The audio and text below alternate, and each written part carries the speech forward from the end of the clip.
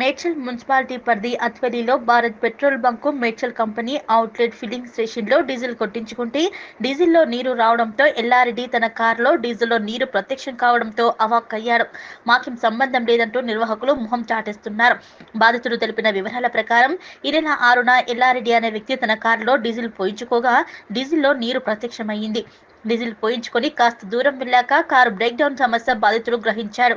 ఇదేంటని petrol bunk నిర్వాహకులను ప్రశ్నించగా తమకేం సంబంధం లేదంటూ మొహం తాటేస్తున్నారని బాధితుడు మండిపడుతున్నాడు. సంబంధిత అధికారులు పట్టించుకొని తమకు న్యాయం చేయాలని డిమాండ్ చేస్తున్నాడు.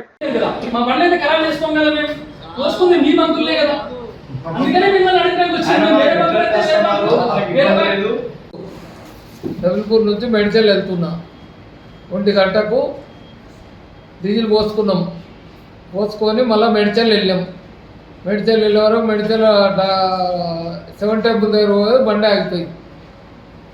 అప్పటి నుంచి బండి అన్నే ఉన్నది. వచ్చి అడిగితే మంచి చూస్తామంటే ఇలా తీసుకొని వచ్చి బండి అక్కడనే ఉంది. ఓకే, బండి అక్కడే అయిపోయిందా? అయిపోయింది. వీళ్ళని అడిగితే ఏమంటున్నారు? మాకేం తెలియదు.